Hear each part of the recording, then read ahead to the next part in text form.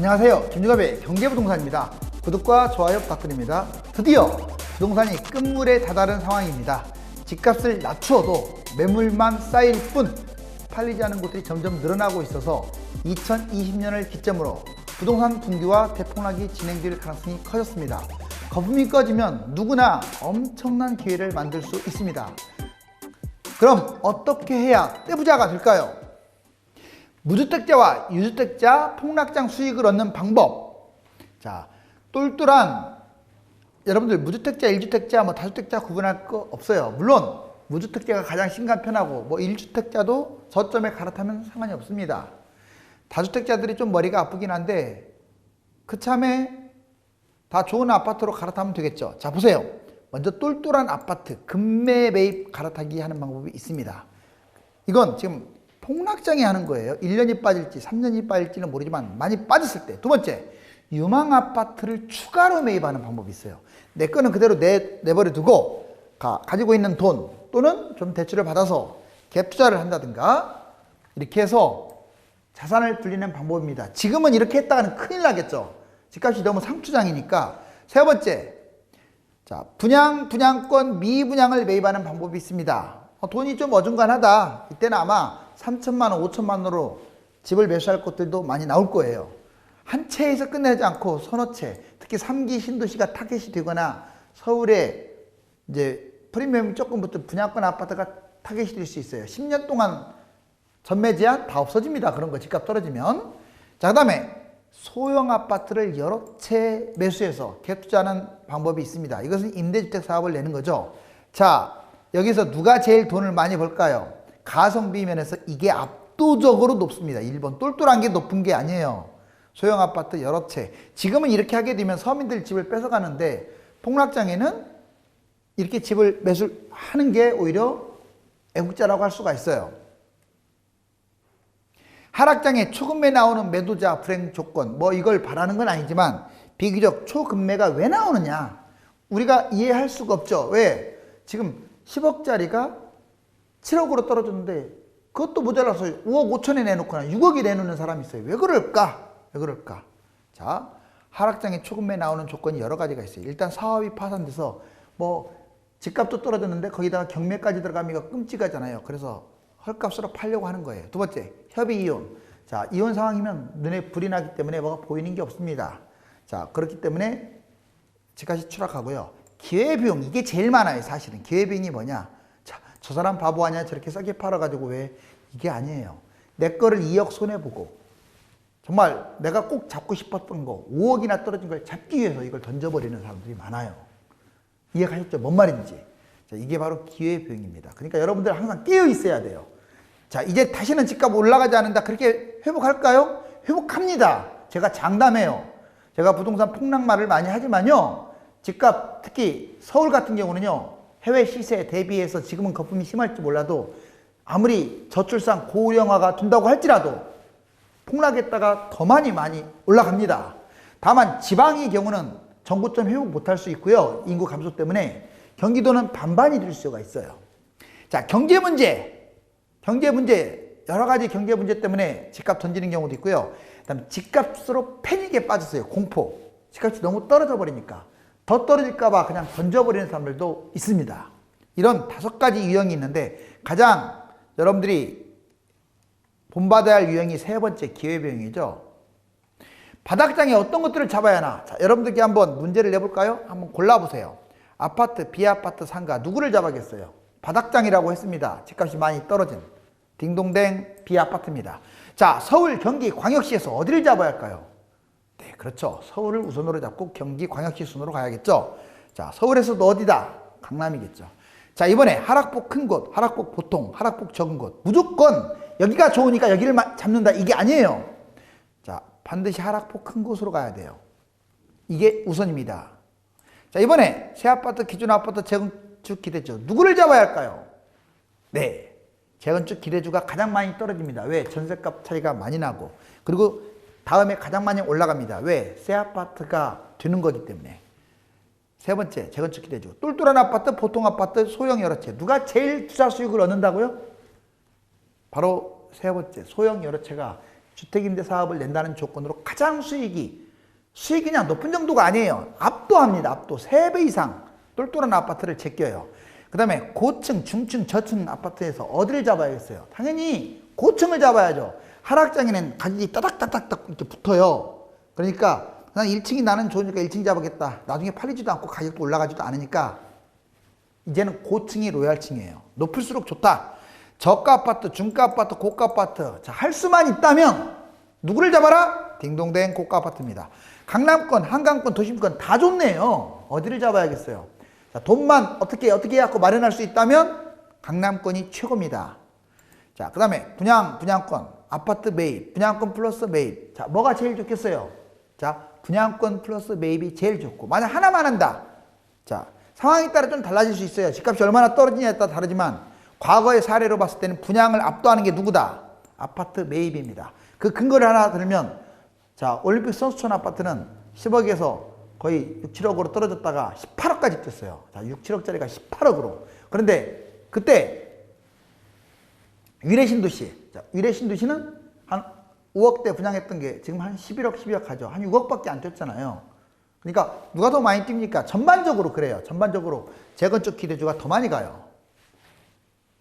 자, 이제 지역별, 금액별, 갭투자 비용 및 수익률, 이것도 몇 번 했지만 워낙 중요해요. 이걸 잘 아세요.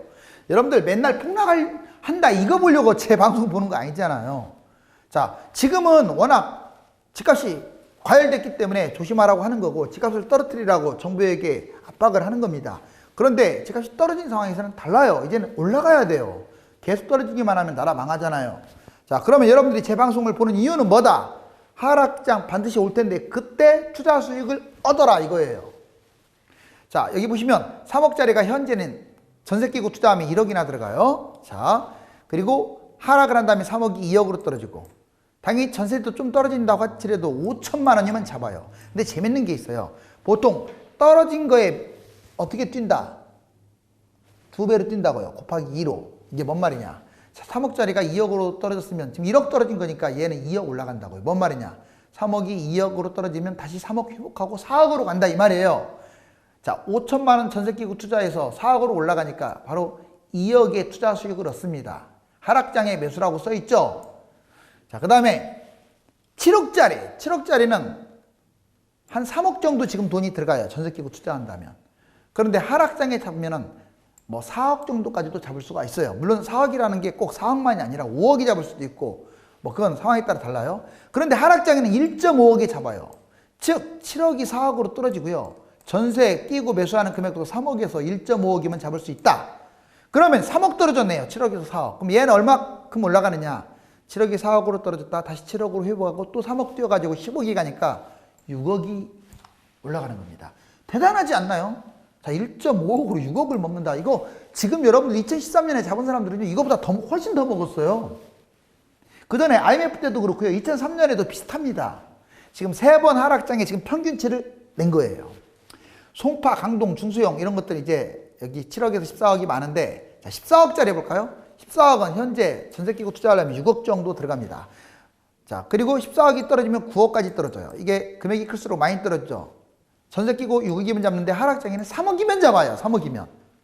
자, 3억 있는 사람들은 지금 14억짜리 좀 반화도 돼요. 반화도. 알았어요? 나중에 9억으로 떨어지니까. 그럼 얘는 5억이나 빠졌네. 그렇죠? 그런데 9억이 14억으로 다시 회복했다가 또 5억이면 19억까지 뛰옵니다. 그래서 10억을 벌어요.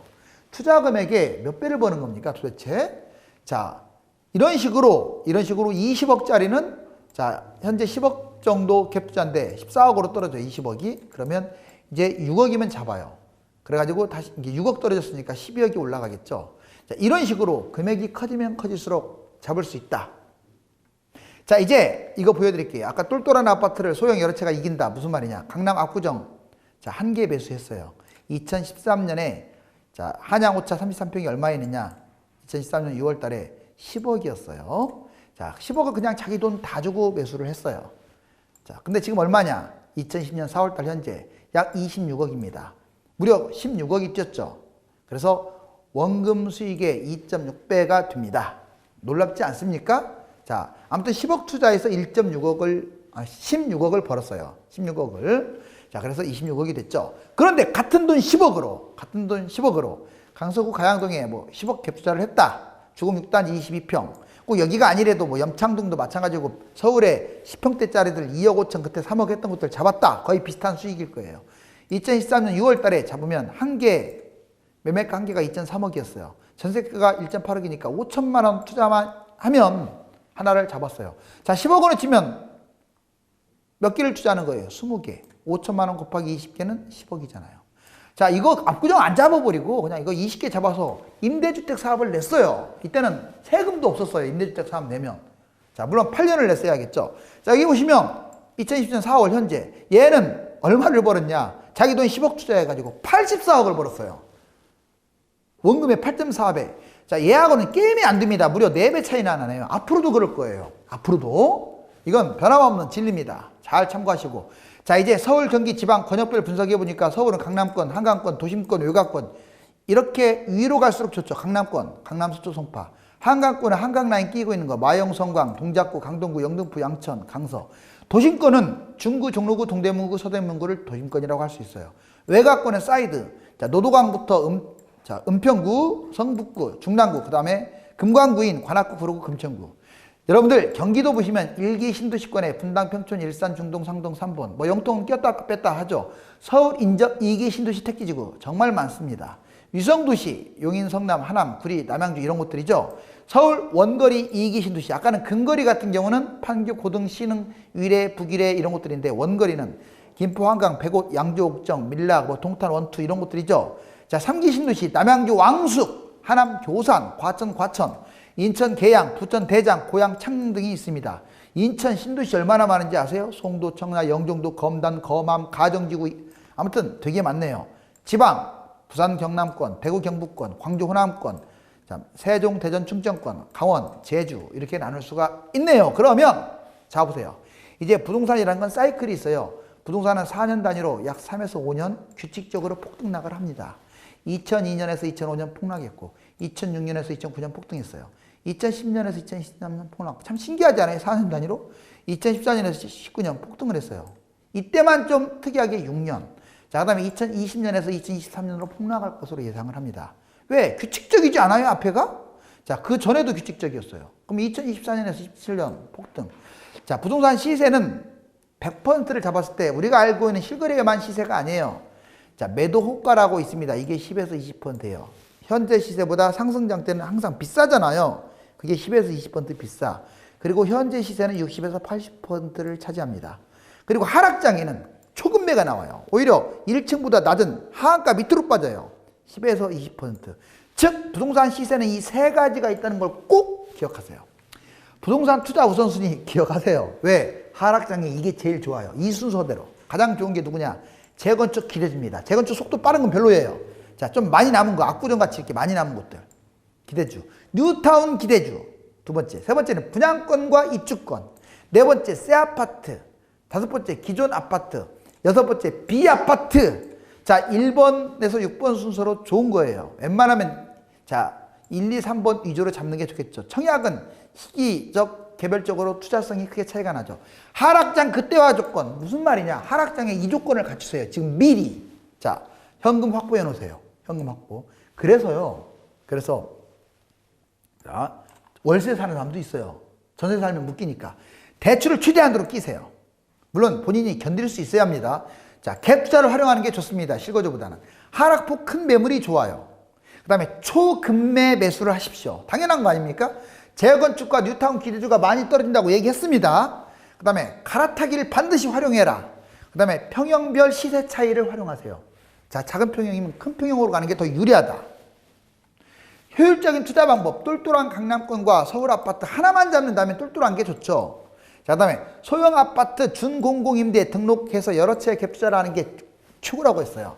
일시적 이주택도 활용할 수 있으면 하세요. 이때는 다 풀리니까 규제가. 분양과 분양권, 이것은 어떤 추가 매입을 했어도 돈이 많이 안 들어갈 수가 있으니까 이때는 추가 매입해도 됩니다. 또 주택수로 포함도 안 돼요. 하락장에는. 부동산 전조징후.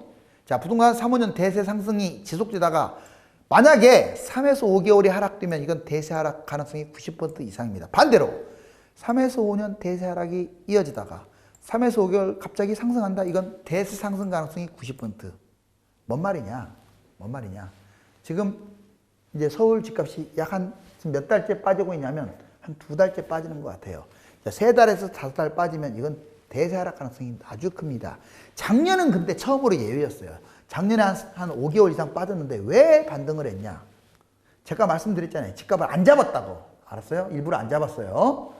자, 그 다음에 이번에는 아마 안 잡고는 못 베길 것 같아요. 부동산 흐름과 부동산 투자. 참, 정부 정책 처음 발표 때 이때 집 팔면 안 돼요. 정부 정책이 나온다고 하더라도 2년간은 약발이 먹히지 않습니다. 계속 올라가요. 하락장도 마찬가지예요. 규제가 해제됐을 때 바로 이렇게 올라가지 않아요. 한 1, 2년 더 떨어진다고요. 정부 정책 발표 후에 2년 동안은 오르거나 떨어진다. 그 다음에 부동산 정책은 부동산 흐름에 따라 변합니다. 그래서 융통성이 필요해요. 정책 고정관념 갖지 마세요. 자, 그 다음에 상승상 3, 5년 지역별로 상승 시기가 달라요. 서울도 지역별로 얘가 뛰면 얘는 좀 덜 뛰고 나중에 늦게 가서 뛰고 막 이런 게 생겨요.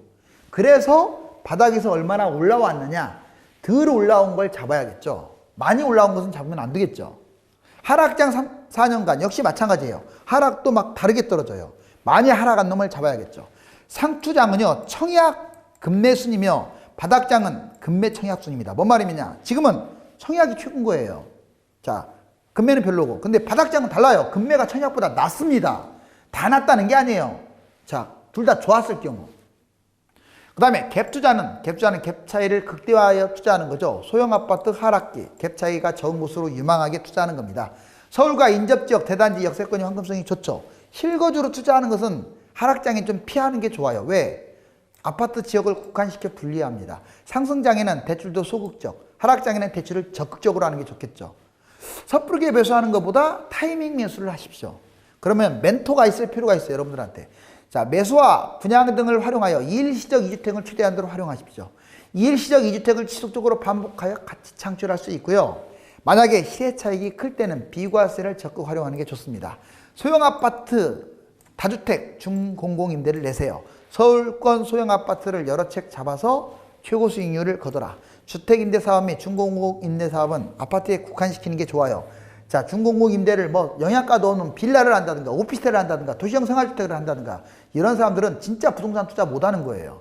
자, 투자 가치가 낮은 부동산은 매도하는 것이 최선입니다. 지금 던져버리세요. 아파트 아닌 것들. 똘똘한 아파트, 개인 여건에 맞게 서울 중소형 유망 아파트로 집중하세요. 서울, 강남권, 한강권, 도심권, 경기도 유망 지역이 좋습니다. 9억 이상 고가 아파트는 양도세 부담이 높아서 투자성은 낮습니다. 월세 임대 투자, 수입이 있다면 월세 임대보다는 투자 가치가 우선인 거예요. 그래서 앞으로는 월세 너무 월세 하지 마세요. 그래서 상가라든가 오피스텔 하지 말라고요. 월세 수입이 필요한 경우에 아파트로 투자해서 차라리 자, 임대로 진행한 다음에 나중에 연금 타먹으세요.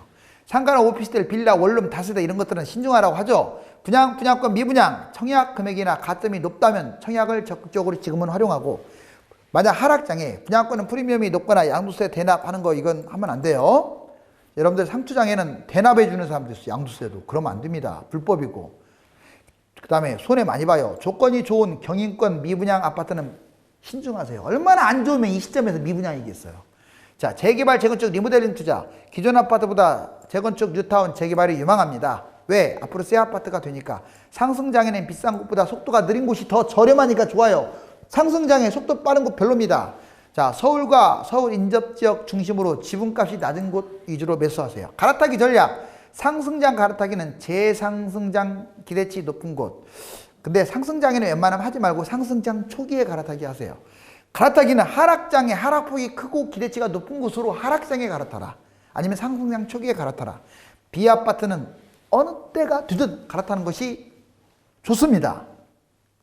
자, 여러분들 부동산 투자 활용은 빼고 이제 3기 신도시 분석 보니까 여러분들 많죠? 다 좋아요. 어디가 제일 좋냐? 하남 교산 32,000가구죠. 여기 다 GTX라든가 이런 거하고도 간접적으로 연결이 돼 있죠. 그리고 부천 대장지구 2만 가구도 괜찮고요. 인천 계양지구 17,000가구 무난합니다. 그리고 고양 창릉지구도 아주 좋은 곳이에요. 약 38,000가구. 남양주 앙숙지구 66,000가구. 여기도 GTX가 들어가니까 괜찮습니다. 아직은 뭐 봐야겠지만 뭐 과천도 7,000가구가 있네요. 순서대로 본다면 과천, 하남 교산, 고양 창릉, 부천 대장, 인천 계양, 내망주 왕숙순으로 좋다고 보여지네요. 그렇지만 뭐 큰 차이 아니고요. 다 긍정적으로 봅니다. 자, 지금 비 오듯이 집값이 떨어지고 있습니다. 부동산은 삶의 터전이기도 하지만 치열한 재테크 공간이기도 합니다. 순진하게 내 집에서 꽃밭을 가꾸겠다는 안이한 생각을 가지고 부동산 재테크에 임한다면 남들보다 한참 뒤처질 수밖에 없습니다. 이제는 제 방송을 보신 모든 분들이 다가올 기회의 장에서 모두 월계관을 썼으면 합니다. 감사합니다.